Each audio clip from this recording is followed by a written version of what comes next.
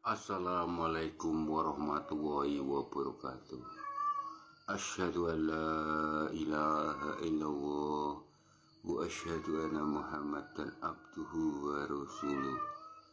Allahumma sholli wa sallim wa barik ala sayyidina Muhammad wa ala alihi wa sahbihi wa salam. Subhanallahi walhamdulillahi wa la ilaha illallah wa akbar wa la hawla wa la quwwata illa billah. Allahumma sholli sholatan kamilatan wa sallim salamatan ala sayyidina Muhammadin allati tarbil qawatu wa tamiru wa tumal wiraqaibu wa khusnul khatimi wa astaghfiru basari wa ala alihi wa sahbihi fi kulli lamati wa nafasin ingatati kulli makna bi rahmatika ya arhamar rahimin.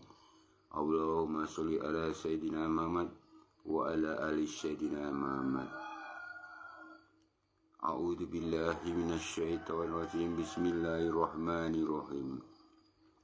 Qul a'udzu birabbil falaq min syarri ma khalaq wa min syarri ghasiqin idza waqab wa min syarri nafasati fil 'uqad wa min syarri hasidin idza hasad.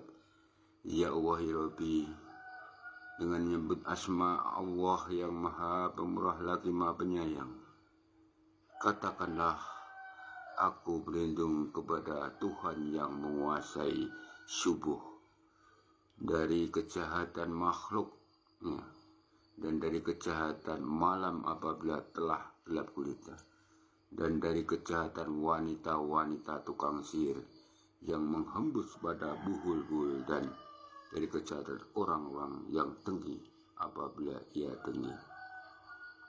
Pada kesempatan subuh ini saya memberi siraman rohani bagi orang-orang yang terpuruk ekonomi karena tertipu oleh fata morgananya.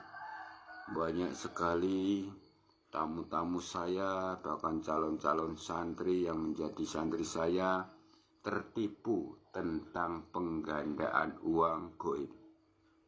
Bahkan banyak sekali tamu-tamu saya terlilit hutang, semakin bertambah besar utangnya karena kena tipu daya bermodus penggandaan uang atau uang goib. A'udzubillahi min dzalik.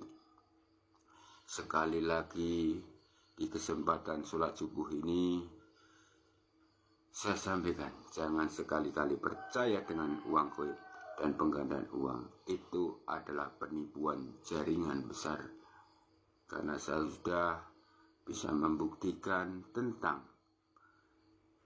strategi taktik jaringan tersebut.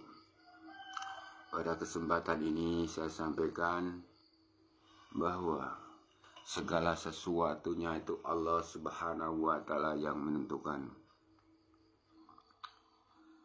Dalam firman Allah Subhanahu wa Ta'ala, yaitu surat Al-Falaq, ini sering juga masih saya temui di zaman modern, di zaman nuklir, zaman kontemporer. Masih saja orang-orang menggunakan kekuatan jin, setan, iblis, bahkan menggunakan yaitu jin, setan, iblis yang sumbernya dari kuburan, yang dibentuk suatu kuali dalam wadah, dibuntul dengan kain, ditanamkan ke tempat seseorang yang dianggapnya dibenci atau dianggapnya memusuhi. Masih sering sekali di zaman kontemporer ini orang menanamkan buhul-buhul atau santet jengges tenung, banggaan panas mati di lingkungan orang yang dimusuhinya. A'udzubillahi min dzalik. Masih saja di zaman modern seperti ini, zaman komputer, masih orang menggunakan ilmu jin iblis, menggunakan arwah-arwah orang mati untuk menghancurkan ekonomi orang, untuk membuat sakit satu keluarga secara bergantian, untuk menghancurkan rezeki tokonya, rezeki warungnya, hancur proyeknya, gagal tender-tender proyeknya, bahkan menggagalkan setiap usahanya ingin mendapatkan jodoh, menggagalkan setiap tujuannya. A'udzubillahi min dzalik, laknatullah di dunia wal akhirah. Maka mari kita bagi umat Islam, kita selalu mendekatkan diri pada Allah Subhanahu wa Ta'ala. Kita selalu rajinlah sholat. Pertama, rajinlah sholat dan berdoa hanya pada Allah Subhanahu, minta hanya pada Allah. Maka sering saya katakan berulang-ulang kali bahwa setiap manusia itu mempunyai kodam, yaitu sedulur bapak lima pancer. Dia keluar keberadaan sedulur lima pancer adanya mengikuti Anda sejak dilahirkan ibumu. Dan berkali-kali saya ucapkan, saya sampaikan, jika kita berjamaah dengan sedulur bapak lima pancer yang gaib, sedulur kembar kita, untuk minta pada Allah Subhanahu wa Ta'ala, untuk minta pada Tuhan Yang Maha Esa, secara otomatis, secara logika, secara ilmu matematika atau fisika, kalau gaib dengan gaib lebih cepat daripada gaib dengan tidak gaib. Allah Subhanahu wa Ta'ala adalah zat yang gaib. Allah Subhanahu wa Ta'ala adalah kasat mata tidak terlihat. Seperti halnya sedulur lima pancer kita, gaib kita tidak kasat mata. Hasil lima pancer kita adalah gaib yang bisa melihat anak orang-orang yang pinilih, orang-orang yang diberkahi Allah Subhanahu wa Ta'ala bisa melihat kembaran gaibnya. Maka secara logika, secara ilmu matematika, fisika, jika kita mohon pada Allah Subhanahu wa Ta'ala, berdoa pada Allah Subhanahu wa Ta'ala, otomatis gaib dengan gaib lebih cepat terkabulnya daripada kita menggunakan kerjasama jamaah dengan sedulur bapak lima pancer, akan lebih lama tercapainya. Secara logikanya begitu. Ini saya kembalikan lagi bagi orang-orang yang zalim, berbuat kirim sanda cengges tenung di buhul-buhul. Dia biasanya menanamkan sanda cengges tenung, buhul-buhul di dalam bungkusan di tempat orang yang dizalimi. Itu waktu jam 1 sampai jam 3 sebelum subuh, biasanya seperti itu. Itu sering terjadi. Bahkan buhul-buhul ini nekat diserangkan terus, tujuannya agar keluarganya sakit bergantian. Akhirnya orang yang kena ilmu-ilmu hitam ini akan terlilit hutang semakin banyak, dan kemudian dia akan terpuruk ekonominya hancur, bisnisnya hancur. Itu karena perbuatan orang-orang yang hanya memikirkan keambisian supaya orang lain hancur. Maka kita selalu ingat pada Allah Subhanahu wa Ta'ala. Jika ada menghadapi permusuhan tentang ilmu jin setan iblis ini, jika musuhnya itu yang dikirim adalah jin setan iblis, itu bisa dibacakan firman-firman Allah dengan wirid, dengan puasa, ya. Tapi jika yang dikirimkan adalah jin, sakti, ampuh atau seh, itu jangan dihadapi dengan firman-firman Allah. Kalau kamu mengeruqyah, meruat orang yang kemasukan jin muslim, syekh muslim, itu kalau kamu bacakan firman-firman Allah dalam ruqyah, dia akan semakin kuat menggigit dalam darah daging. Tapi gunakanlah dengan cara, yaitu nyawi jini jiwa, yaitu dengan ilmu sedulur bapak lima pancer, ya. Jadi harus bisa membedakan. Banyak sekali orang-orang mengeruqyah orang sakit, orang dan sebagainya. Lawang dia itu bukan orang itu bukan kemasukan jin iblis, tapi kemasukan jin sakti mandarguna, jin muslim, jin ahli menghafal Al-Quran, jin ahli dalam ilmu makrifat. Karena kehidupan jin itu seperti kita, cuma lebih sempurna. kita sebagai manusia. Jin kehidupannya juga seperti manusia ini, punya istri, punya anak, punya cucu, juga makan, ya. Jadi kalau kita mengeruqyah, walaupun habis jutaan rupiah, ratusan juta rupiah untuk membeli alat-alatnya, nol hasilnya jika yang diruqyah itu masuknya adalah jin muslim sakti. Karena ruqyah itu kan berdoa dengan amalan-amalan firman Allah. Ia akan semakin kuat dayanya, semakin mengikat, bukan menyembuhkan, malah semakin mengikat di saraf-saraf tersebut. Semua sarafnya semakin kuat, digenggam, karena daya ruqyah yang salah. Karpe bener ning ora bener, karpe bener ning ora bener. Ya, mergo lali gimbal milik. Mergo apa? Orang yang meruqyah itu pamrihnya uang. Beli ini tidak terkabul, beli ini nggak. Kasihan orang yang sudah menderita disuruh minta ruqyah dan sebagainya, untuk minta diruat dan sebagainya. Kasihan dia minta tolong itu hanya supaya bebas dari penderitaan. Jadi ruqyah itu kalau menggunakan ilmu tidak pas, karpe bener ning ora bener, karpe bener ning ora bener, lali benggol milik apa, pamrih uang itu tadi. Kalau mengruqyah itu harus dideteksi dulu apa yang ada di dalam darah daging itu jin muslim sakti mandraguna atau itu ada makhluk jin iblis, bisa dibedakan.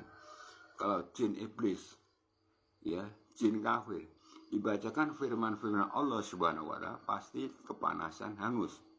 Tapi kalau yang masuk itu jin muslim sakti mandraguna, dibacakan firman-firman Allah, ibaratnya akan menambah power kekuatannya untuk menyakit dalam saraf itu.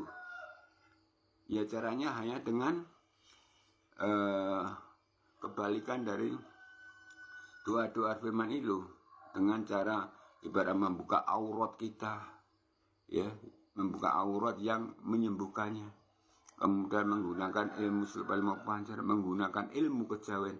Jadi bukan seperti yang diruqyah itu menggunakan hal seperti itu. Kasihan orang-orang yang diruqyah itu. Kemudian saya kembalikan ini tadi tentang surat Al-Falaq, firman Allah yang suci ini. Kemudian banyak sekali orang-orang minta tolong. Orang mengaku ustadz, orang mengaku gus, orang mengaku kiai ampuh sakti mandraguna, orang mengaku guru besar, bisa menggandakan uang. A'udzubillah min dzalik. Jangan sekali-kali percaya dengan penggandaan uang. Penggandaan uang goib pasti ada tumbalnya. Penggandaan uang goib, kamu minta uang goib, pasti ada tumbal dan resikonya. Tidak mungkin.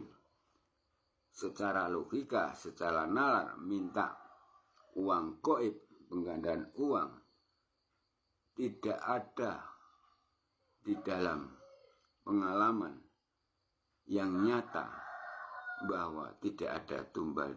Karena apa? Namanya aja goib. Supaya didatangkan kegoiban, pasti ada resiko tumbal. Yaitu bahkan resiko rezeki anak cucumu nanti kamu minta dulu sekarang, nanti anak cucumu akan kere, kasihan. Kamu tidak merasa ada resiko tumbal dan sebagainya untuk satu keluarga, tapi cucumu yang ke belakang itu akan menerima, akan kere, hidupnya kekurangan. Astagfirullahaladzim. Tegakah Anda rezeki anak cucumu kamu minta untuk bahagia hanya sekelumit beberapa tahun? Usia kamu tidak nyampe 200 tahun. Ya, kasihan. Kembalikan itu. Semua uang goib pasti ada minta tumbalnya. Tidak mungkin pakai tumbal. Ya, jadi sekali lagi jangan percaya dengan uang goib.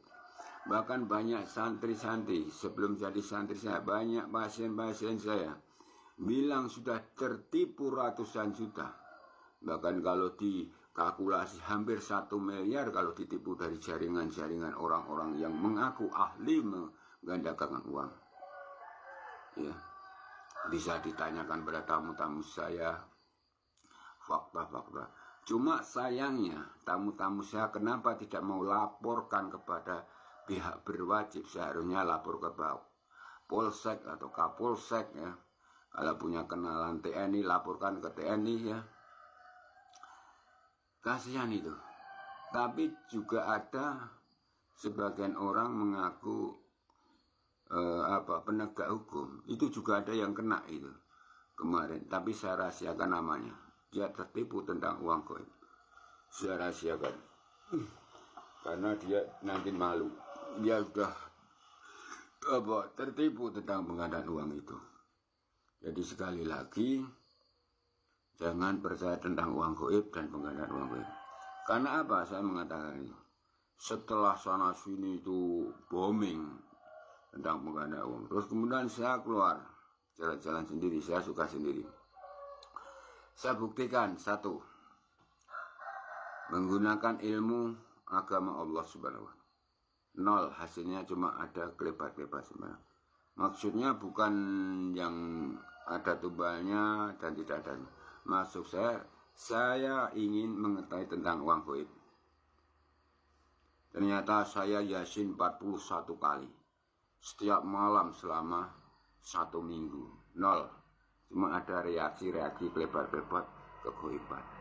Ternyata tidak ada wujud malaikat yang datang memberi uang beberapa karung. Berarti sudah mengatakan penipuan. Saya membaca surat Yasin 41 kali tanpa geser berapa karung benyan dupa.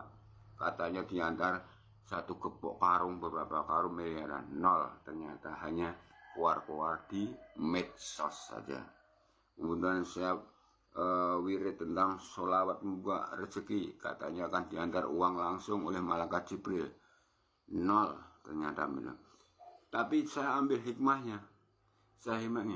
Walaupun saya tidak diberi oleh kegoiban tentang uang goib, hikmahnya saya ambil. Saya tidak menyesal tentang wirid Yasin 41 kali saya rajin. Saya tidak menyesal tentang wirid tentang sholawat Naria, sholawat Jibril dan sebagainya. Saya tidak menyesal. Akhirnya rezeki saya naik. Rezeki nyata. Rezeki datang yang tidak disangka dan diduga.